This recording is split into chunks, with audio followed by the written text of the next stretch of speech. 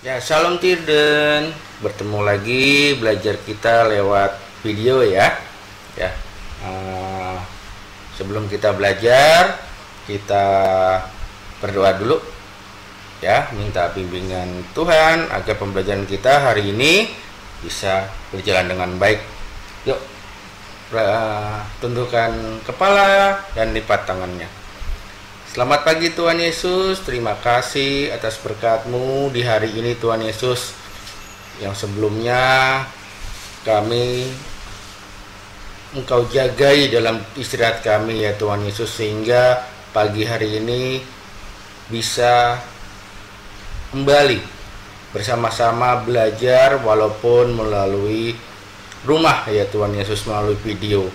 Tuhan Yesus berkati kami semuanya agar bisa mengikuti pembelajaran pada hari ini dengan baik. Terima kasih Tuhan Yesus, haleluya, amin. Baik anak-anak, sebelumnya terakhir sampai halaman 98 ya. Coba Mister buka dulu.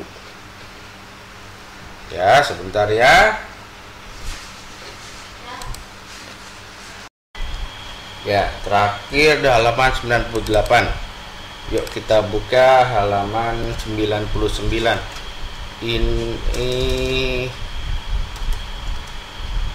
ya, halaman 99 mengenai berenang. Ini sebenarnya olahraga ya, tapi nggak salah untuk kita baca. Ya, belajar berenang memberikan banyak manfaat. Salah satu manfaat adalah badan kita bertambah sehat. Namun, kita harus berhati-hati saat belajar berenang. Saat di kolam renang, terdapat aturan yang harus kita patuhi. Aturan-aturan itu harus kita patuhi demi keselamatan kita sendiri. Ya, coba kita baca di sini ya. Pertama, ya, kalau kalian biasa mau berenang, jangan lupa kasih pemanasan dulu, ya. Nih, melakukan pemanasan sebelum berenang. Hal ini mencegah terjadinya cedera saat kita telah di kolam renang. Nah, lalu sebelum nyemplung ya ke kolam renang ya, coba kamu basahi dulu ya, dibilas dulu sebelum masuk kolam renang ya. Hal ini dilakukan agar tubuh siap menghadapi perubahan suhu ya. Tuh. Lalu berenang di kolam yang sesuai. Jangan berenang di kolam yang dalam bila belum mahir berenang. Nah, itu harus juga diperhatikan. Kalau kita belum pandai berenang, ya jangan coba-coba. Misalkan baru bisa berenang di kolam yang sedang. Jangan, kalau belum lancar banget, ya belum ahli banget, jangan coba-coba di kolam yang lebih dalam lagi. Dan juga nih, aturan berikutnya, dilarang makan dan minum agar tidak mengotori kolam renang.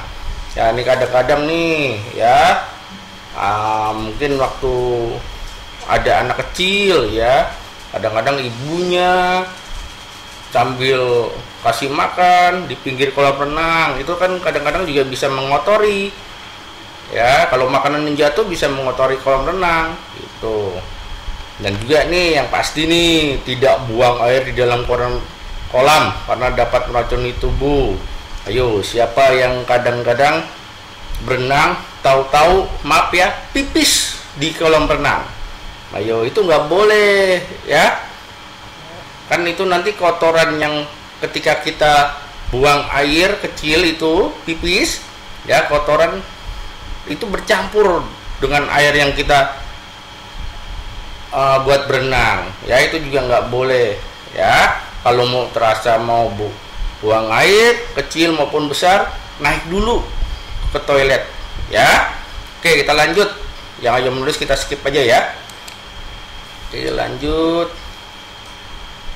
Nah, di sini juga nih pastinya kita dulu bisa lihat buku juga ya. Ini ada para petugas di taman air harus siap siaga bila ada bahaya yang mengancam keselamatan pengunjung. Mereka juga bersikap ramah dan mau membantu siapa saja yang membutuhkan. Bila ada yang memerlukan petunjuk, mereka pasti akan menjawab. Saat ada yang melanggar aturan, mereka dengan tegas memberi peringatan. Ya, itulah sifat-sifat yang dimiliki para petugas taman air. Mereka dapat bersikap ramah ataupun tegas sesuai dengan keadaan. Sifat-sifat itu memiliki ciri-ciri yang berlainan. Coba perhatikan tabel ya. Ingat ya anak-anak, tegas sama marah itu kita harus bedakan. Ya. Apabila ada petugas di sekolah pun juga, guru juga ya tegas. Artinya supaya kita mengikuti aturan yang ada.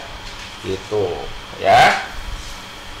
Nah, ini coba kita lihat nih jenis-jenis sifat. Ada ramah, ada tegas, ada rendah hati dan sopan. Ya, ramah ini artinya baik hati. Manis tutur katanya dan sikapnya. Tegas, jelas, tidak ragu-ragu. Itu tegas. Jadi kalau memang tidak boleh bermain ya dengan kasar, atau misalkan kalau kita di sekolah kadang-kadang kan mister juga menegaskan sama kalian tidak bermain ya tindih-tindihan atau lari-larian tapi nggak lihat kanan kiri, kan takut tabrakan nanti. Karena kan di sekolah kita bisa dibilang ya ruang bermainnya masih kecil, makanya kadang-kadang kalian boleh main di atas di lapangan. Oke, lalu ada rendah hati, selalu menghargai orang lain. Ini yang perlu kita terapkan juga, rendah hati ya. Apabila ada pendapat orang lain, kita hargai. Jangan pendapat kita aja yang kita temen itu harus ngikutin pendapat kita. Jangan ya, kita tapi harus menghargai pendapat orang lain juga.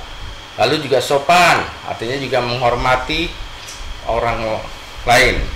Nah, kan nih udah hampir setahun nih ya, kamu sama teman-teman kamu ya, coba sekarang tuliskan ya. Nanti videonya boleh di pause dulu ya videonya, lalu kamu tuliskan nama-nama teman kamu yang ada di kelas. Pastinya kan udah tahu nih ya tentang sifat-sifat dari temanmu ya. Coba tuliskan 1 sampai 6 temanmu ya. Nih ya, dituliskan sekarang ya. Ini PS ya, ini PS, tuliskan sekarang ya. Nanti ketika masuk, Mister akan coba lihat hasil pekerjaanmu ya. Coba ditulis sekarang, di pause videonya biar nggak lanjut ya. Oke ya, Mister lanjutkan ke materi selanjutnya ya. Di sini kita langsung ayo mendengarkan perkembangan berkomunikasi ya. Mister bacakan di sini. Cara berkomunikasi ada berbagai macam. Hal itu tidak lepas dari perkembangan cara komunikasi yang beragam. Pada zaman dahulu orang mengirimkan pesan dengan memanfaatkan kepulan asap. Namun, hal itu hanya dapat dilakukan untuk mereka yang tinggal di pegunungan yang tidak terlalu jauh. Pada perkembangan selanjutnya, cara berkomunikasi dilakukan dengan kegiatan surat menyurat. Pada zaman kerajaan, pesan ditulis pada kulit kayu, potongan bambu, daun lontar, lempeng batu. Ya, batu yang pipih. Ya, itu bisa diukir dengan tulisan, ya. Lalu bisa lanjutkan dengan kulit binatang. Ya. Cara menyampaikan pesan adalah dengan mengirimkan melalui kurir atau orang yang telah diberi tugas. Ya, waktu zaman dulu nggak ada yang namanya WA, SMS. Jadi kalau kita mau ngirimkan sesuatu pesan, jadi ditulis dulu, itu ada di daun lontar, di lempeng batu atau kulit binatang, ya, baru diikat dengan rapi, lalu nyuruh orang yang jadi kurir lalu dikirimkan, misalkan harus ke tanah Kalimantan, jadi itu kurirnya ke tanah Kalimantan dari Jawa kok, ya, bisa berjalan kaki, bisa naik kuda itu ya. Jadi dulu ya bisa dibilang dalam penyampaian pesan itu lumayan lama gitu ya, karena orang itu harus menyampaikan langsung melalui kurir. Yuk dilanjutkan. Kegiatan surat menyurat di Indonesia semakin berkembang pada masa penjajahan Belanda. Pada masa itu telah ada layanan pos yang dibangunnya kantor pos pertama di Jakarta. Pemerintah kolonial Belanda akhirnya menyediakan banyak kantor pos di berbagai kota besar di Indonesia serta menyediakan banyak kotak pos. Kemudian pada tahun 1809 dibangun jalan raya Pos Anyer Panarukan. Dengan adanya jalan itu, pengiriman surat dari Jawa Barat ke Jawa Timur dan sebaliknya menjadi lebih cepat. Oke, kita lanjutkan sebentar. Ya, selain surat, sejarah perkembangan komunikasi dengan tulisan juga sempat diramaikan dengan telegram. Telegram adalah penyampaian pesan singkat dengan sangat cepat. Namun, layanan telegram semakin ditinggalkan. Kini telegram hanya dimanfaatkan oleh lembaga-lembaga pemerintahan tertentu saja. Dengan berkembangnya teknologi, ini hadir surat elektronik. Surat elektronik atau surel yang biasa kita sebut email, ya, email tulisannya ya, merupakan surat yang pengirimannya menggunakan fasilitas internet. Komputer yang terhubung dengan jaringan internet dapat digunakan untuk berkirim surel. Kegiatan berkirim surel semakin mudah dengan adanya aplikasi dalam telepon genggam. Tidak hanya surel, pesan berisi data pun dapat dikirimkan melalui aplikasi media sosial pada telepon genggam. Ya, kita langsung aja ya ke komunikasi yang sudah canggih lah ya, yang namanya email ya. Dulu sebelum ada handphone udah ada internet ya. Surat elektronik ini atau email hanya bisa dikirimkan melalui komputer yang terhubung dengan internet ya. Itu bisa mengirimkan gambar ya, bisa mengirimkan surat ya, surat biodata gitu ya. Tapi dengan berkembangnya waktu, teknologi berkembang, yang namanya handphone ya, telepon pintar ini sudah bisa menggantikan komputer untuk mengirimkan email. Lalu sekarang ada WA, pesan-pesan ya, udah makin cepat ya. Oke, yuk kita jawab nomor 1 ya. Bagaimana cara orang dulu di daerah pegunungan saling berkirim surat? Ayo dari bacaan kita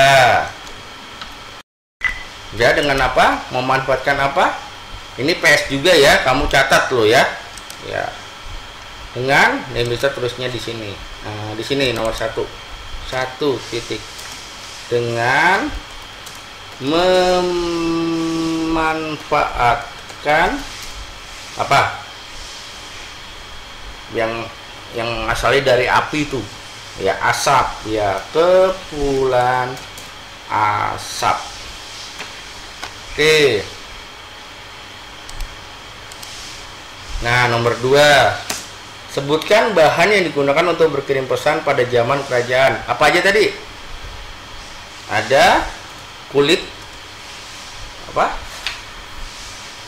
kulit binatang ya, lalu apa lagi, lempeng batu,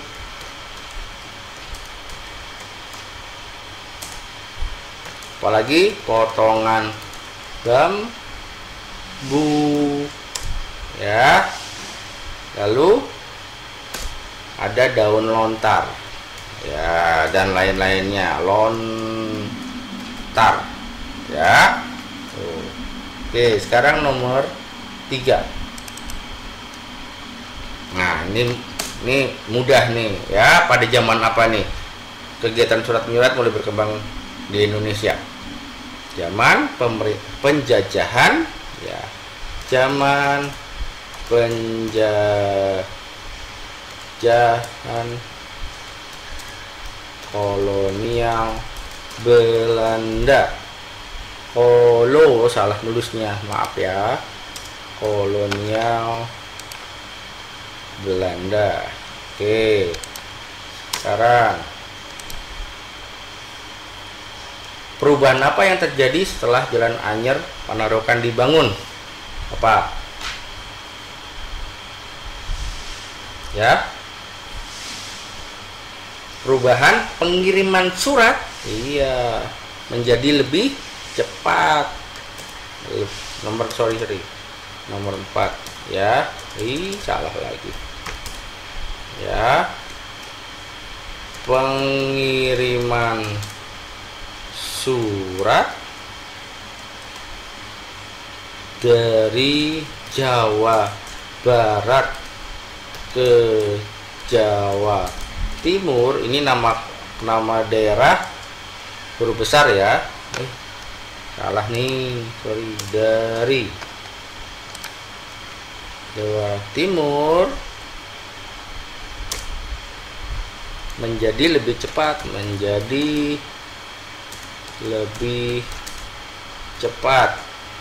ya. Nggak kelihatan ya, tapi sambil dengarkan Mister pasti bisa juga. Oke, jadi lebih cepat. Dah, nomor 5. Oke, nomor 5. Ini jawabannya bisa 2 ya. Dengan apa? Menggunakan komputer atau laptop ya. Menggunakan komputer atau notebook, laptop dan telepon pintar, telepon genggam ya. Oke ya, kalau belum selesai nulis, videonya di pause dulu. Oke yes. Ya, sambil kalian nulis, Mister lanjutkan juga ya. Jika sakit gigi ya, di sini coba kamu baca sendiri. Nah, di Cika, Mister baca juga deh ya. Halo, selamat sore, di sini Cika. Bisakah berbicara dengan Paman?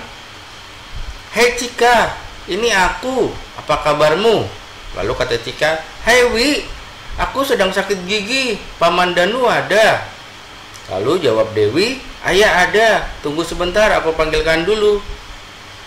Nih, lalu beberapa saat kemudian, nih kata Paman, Halo Cika, ada apa sayang? Kata Cika, Paman, aku sakit gigi. Ayah dan ibu tidak ada di rumah. Bagaimana cara mengurangi sakit gigiku? Lalu kata Paman, apakah sudah lama kamu sakit gigi? Jawab Cika, tidak Paman, baru saja sewaktu aku makan siang. Tidak begitu sakit, tapi menggangguku. Jawab Paman, walaupun tidak begitu sakit, kamu harus periksa ke dokter. Tetapi karena orang tuamu tidak ada di rumah, sementara kamu bisa mengurangi rasa sakitmu, gigimu dengan berkumur-kumur air hangat yang dicampur garam. Lalu jawabnya Cika, baik Paman. Oke. Ya. Yang ini Mister hapus. Kita lanjut. Nah, kata Paman, nanti jika ayahmu dan ibumu sudah pulang, beritahu bahwa kamu harus segera ke dokter gigi. Jangan lupa setelah sembuh, rawatlah gigimu baik-baik dan rajinlah menggosok gigi. Kata Tika, baik paman. Semoga sakit gigimu cepat sembuh. Sampaikan salam untuk kedua orang tuamu ya. Kata Cika, baik pesan paman akan Cika sampaikan. Terima kasih paman. Nah, itu tadi yang dilakukan Cika kepada pamannya ketika berbicara dengan telepon, ya, itu dengan baik-baik. Ya, di sini ada beberapa contoh, ya, saat kita berbicara di telepon. Ya, itu baik diucapkan. Bolehkah saya berbicara dengan Koko? Ya, jangan ketika kamu telepon nggak tahu di sana mungkin orang tua yang ngangkat, ya, orang yang lebih tua. Halo, panggilkan Koko dong. Nggak boleh begitu, ya. Lalu ada lagi tuh, dengan siapa saya bicara? Itu baik diucapkan ketika kamu menerima telepon. Ya, kalau kamu menerima telepon yang nggak baik, siapa ini? Itu juga nggak bagus, ya. Yang lain kamu baca juga, ya. Oke, itu tentang beberapa tata cara ketika kita menerima berbicara dengan telepon. Dan ketika kita sudah selesai bertelepon, jangan lupa di akhir percakapan ucapkan terima kasih dan salam. Ya, ya mungkin kalau kita biasa terima kasih, Tuhan Yesus berkati gitu, atau terima kasih, sampai jumpa, nanti aku telepon lagi ya, bisa begitu. Oke, ini ada beberapa contoh membuat telepon sederhana dengan kamu menyiapkan corong dan selang. Ya, kalau zaman dulu mister dengan kaleng sama tali bangunan tuh yang putih, ya, itu panjang. Cuman di sini lebih modern lagi dengan corong. Ya, kamu mungkin bisa praktekkan sendiri di rumah. Ya. Ini tidak wajib, tapi kalau kamu mau buat dan ingin merasakan cara bertelepon dengan corong ini, ya, boleh, silakan buat. Oke, yuk kita lanjut ke halaman selanjutnya. Nah, di sini penemu telepon. Ya. Di sini ya kita baca.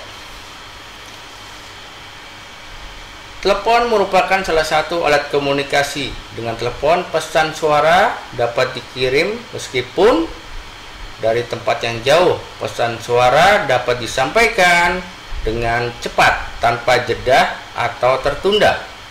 Pada telepon terjadi perubahan suara menjadi sinyal elektronik agar dapat dikirimkan melalui jaringan telepon. Ya kan, kita terima telepon nih. Ya, terima telepon, ya, suara kita dirubah oleh handphone ini menjadi sinyal elektronik. Nih nggak kelihatan sih sinyalnya, ya. Terus dengan dijadikan sinyal elektronik, nanti suaranya terdengar di handphonenya lawan bicara kita. Tuh, lanjutkan. Ya, kita lanjutkan. Telepon ditemukan pada tahun 1870-an atas jasa orang-orang seperti Antonio Meucci dan Alexander Graham Bell. Oke. Percobaan penggunaan dilakukan oleh Alexander Graham Bell bersama asistennya Thomas Watson. Kata pertama yang dikirimkan adalah, "Watson, datanglah kemari, saya membutuhkanmu." Dengan semakin canggih teknologi telepon, ya, mengalami penyempurnaan dan perubahan bentuk hingga terjadi seperti yang ada pada saat ini. Jaringan kabel telepon telah berganti menjadi jaringan pemancar dan satelit. Dengan jaringan pemancar dan satelit, kita dapat menelepon dari mana saja dengan telepon genggam. Ya, sebelum adanya handphone ini, telepon genggam ini, ya, dulu telepon hanya bisa pakai kabel, taruhnya di rumah, gitu, ya. Sekarang dengan perkembangan teknologi, ya, kita bisa menelepon di mana saja. Ini ada sedikit media, coba kita lihat medianya ya.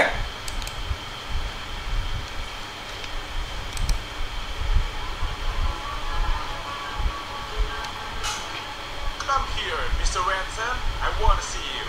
Inilah momen bersejarah ketika Alexander Graham Bell pertama kali menggunakan teknologi telepon yang hingga kini masih dipakai. Dengan teknologi ini, orang-orang mampu berkomunikasi meski jaraknya berjauhan. Seiring berjalannya waktu, desain telepon berkembang dan telepon yang zaman dulu. Nah, ini udah modern, ini yang zaman dulu ya. Siapa sangka telepon dengan desain seperti ini sudah masih muter-muter. Diciptakan oleh Almond Brown Sturgeon. Telepon ini mulai dikomersilkan tahun 1892 di Laporte, Indiana. Nah, ini model kuno banget ya, bentuknya klasik. Namanya skeletal telepon. Skeleton apa tadi? Oh, skeletal telepon. Telepon ini digunakan pemerintah Victoria tahun 1900. Telepon ini diproduksi dari tahun 1892 hingga akhir 1910-an. Telepon yang satu ini sangat populer di tahun 1890 hingga 1930-an. Candlestick Telephone. Telepon ini dilengkapi dengan fitur mouthpiece sebagai transmitter dan juga earphone yang dipegang oleh pembicara saat menggunakan telepon ini. Candlestick Telephone diproduksi oleh beberapa perusahaan seperti Western Electric, Automatic Electric, Kellogg Switchboard and Supply Company, and Robert Crossan. Tahun 1889, William Gray menciptakan telepon umum koin. Cara menggunakannya mudah. Penelpon memasukkan koin ke dalam slot yang ada saat diperintahkan operator. Tidak ada tuas yang harus ditarik ataupun tombol yang harus ditekan. Semuanya dilakukan oleh operator yang kemudian menghubungkan kita dengan orang yang ingin kita telepon. Jika teleponnya sibuk atau tidak diangkat, koin tersebut akan dikembalikan. Tidak hanya satu slot, tersedia juga telepon umum dengan 3 slot. Telepon umum ini mulai populer tahun 1900-an. Teknologi semakin canggih, telepon bisa dibawa kemana-mana. Tahun 1973, telepon genggam Motorola ciptaan Dr. Martin Cooper dipasarkan. Berat telepon ini mencapai 1 kg dan panjang 22 cm. Bisa digunakan menelpon selama 35 menit dan pengisian baterai selama 10 jam. Kini, telepon genggam tidak hanya digunakan untuk berbicara, tapi dapat mengakses internet. Sebut Baik saja ya, sampai di sini aja ya, panjang, tanggung sih memang ya. Oke, yuk kita jawab sekarang, ayo berlatih ya. Telepon dapat menyampaikan titik-titik apa? Titik-titik pesan suara. Pesan suara. Nah, nomor 2 sudah ditulis ya. Ingat ya, kalau misalkan kalian telat nulis, videonya bisa kamu pause dulu baru mengetik lagi. Ya, nomor 2 ya, pesan suara dapat didengar oleh pembicara tanpa jeda.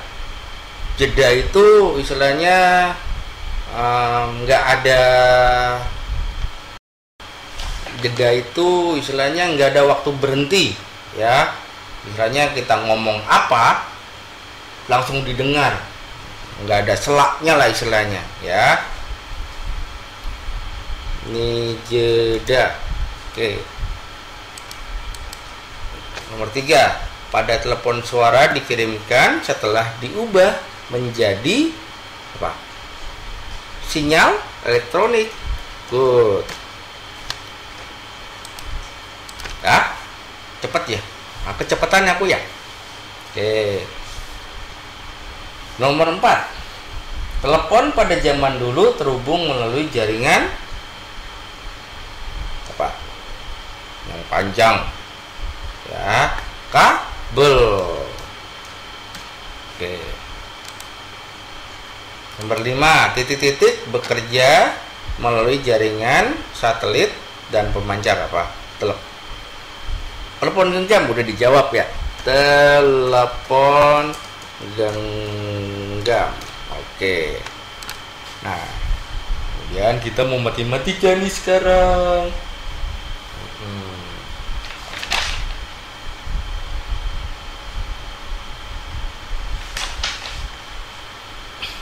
Matematika.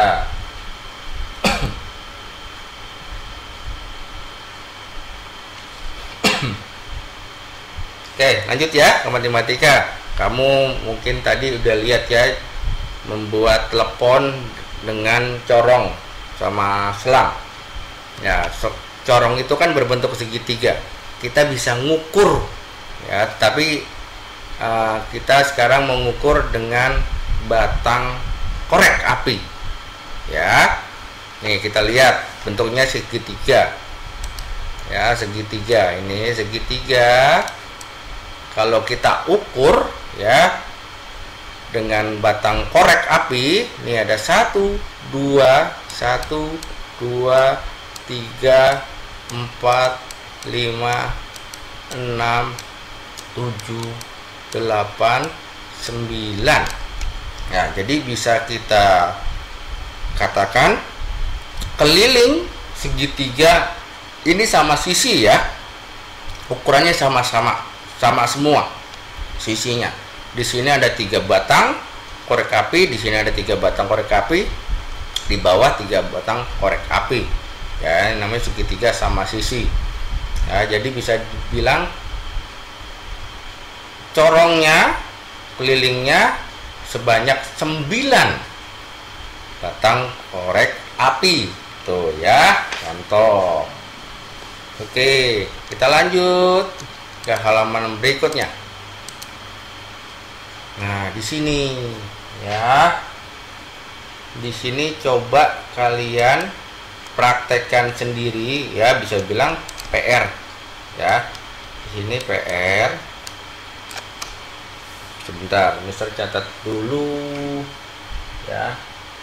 Kalian boleh cari nama-nama benda, mungkin handphone kalian, dan kalian harus sedia juga batang korek api. Tapi ingat, jangan dimainin korek apinya, jangan malah dibuat main, apalagi di dalam rumah ya, nanti bisa menyebabkan kebakaran ya. Ini hanya untuk belajar matematika ya.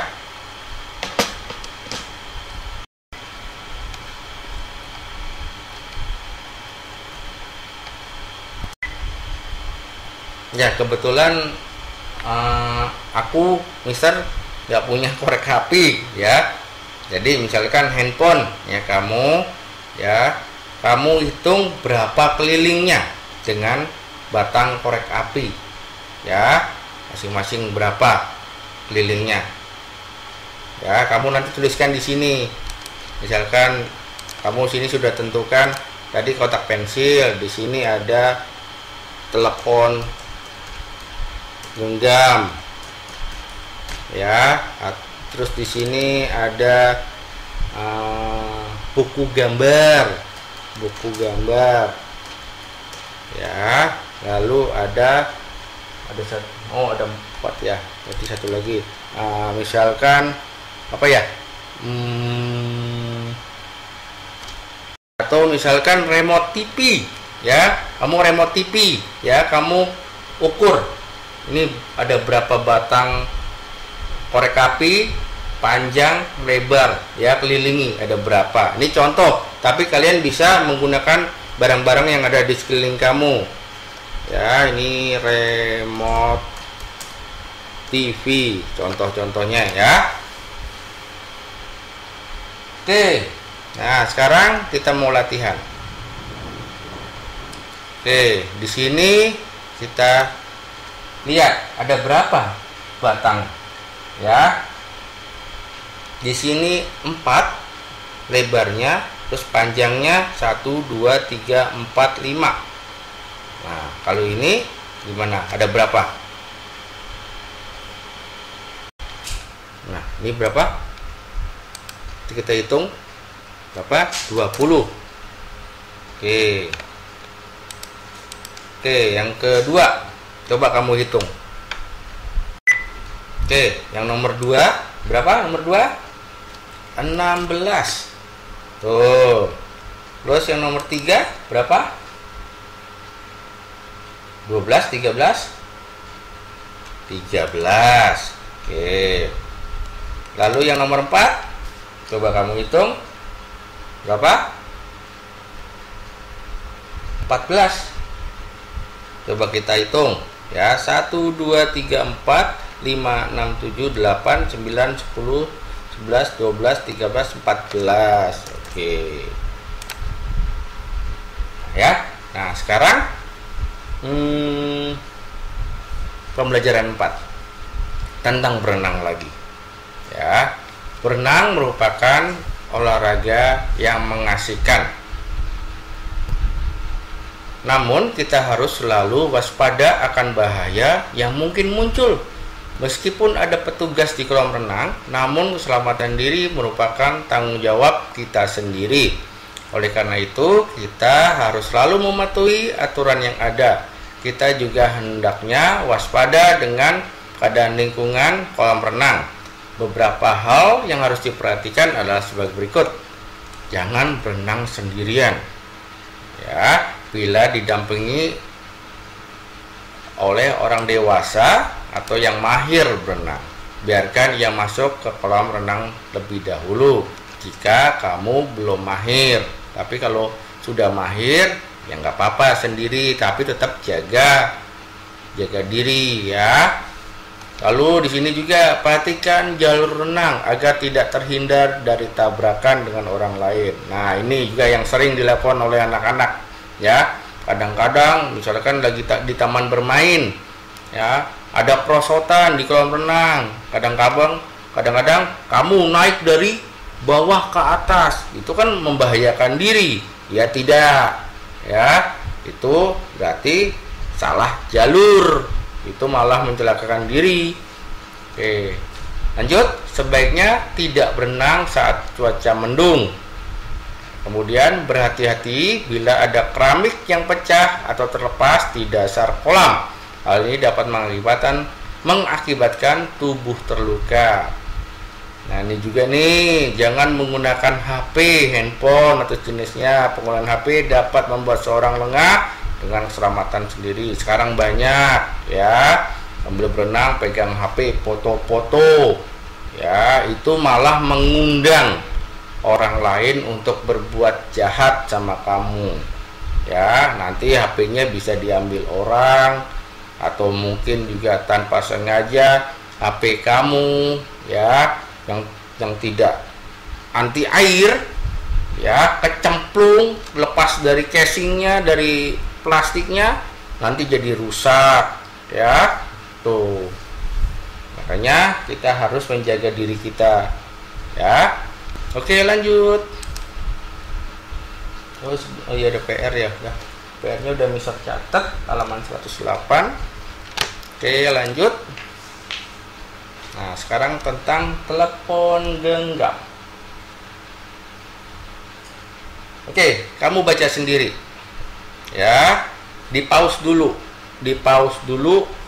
videonya, kamu baca. Oke, sudah kamu baca ya. Sudah kamu baca ya. Oke, yuk kita jawab sama-sama di sini. Nih, mengapa teknologi komunikasi dikatakan berkembang dengan pesat? Kenapa? Yo. Ya.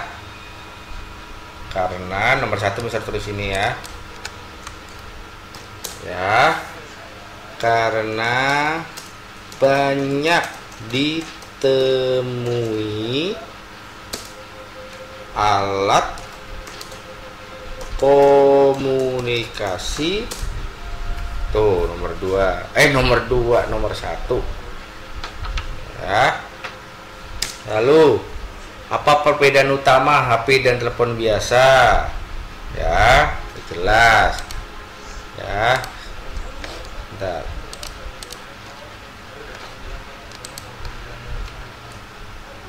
Apa perbedaannya? Apa? HP tidak membutuhkan kabel dan bisa dibawa kemanapun. Telepon biasa harus menggunakan kabel atau biasa disebut fixed phone gitu. Ini kemanapun ya, sorry maaf. Nah sekarang kapan HP mulai dipasarkan tadi yang dari kamu bacaan tadi?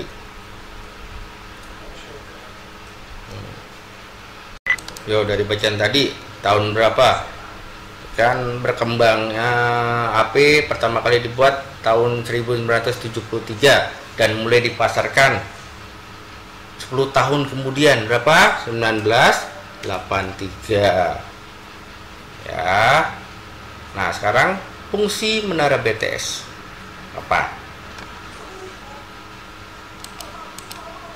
ya? Memancarkan dan menerima sinyal, iya, HP, sinyal HP ya. Nah disebut apa layanan pesan singkat? Apa disingkat apa? SMS. Apa ya? Short message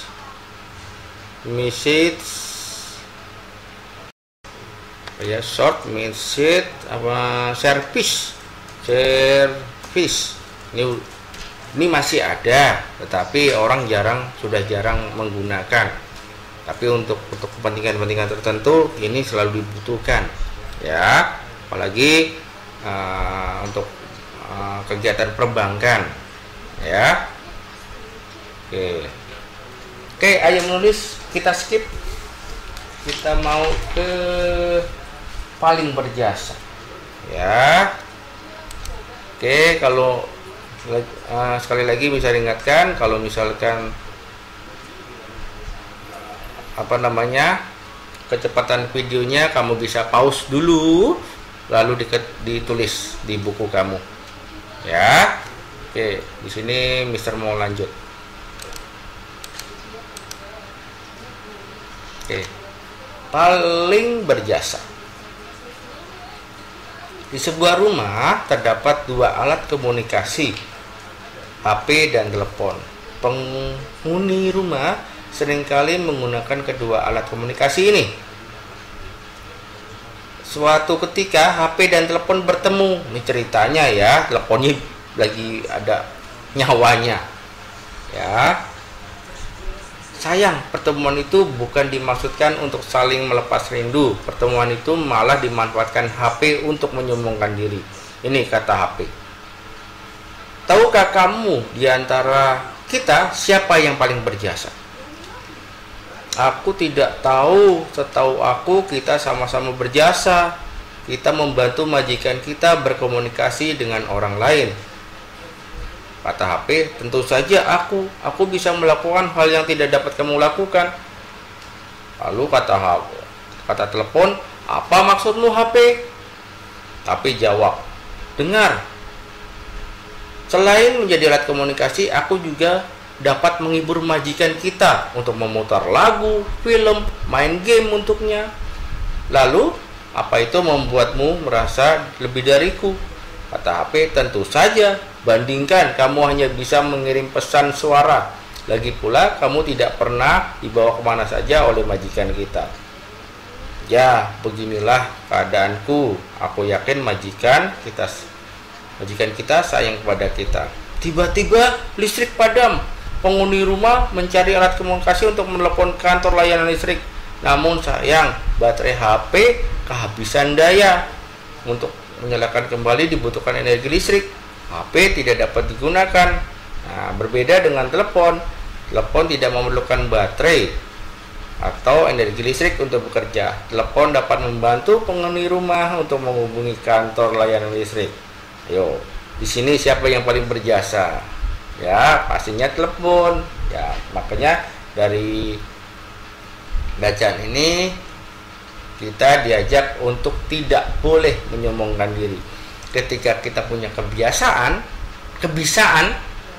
ya, kita bisa bantu teman kita dengan kebiasaan kita agar teman kita bisa mampu mengerjakan sesuatu.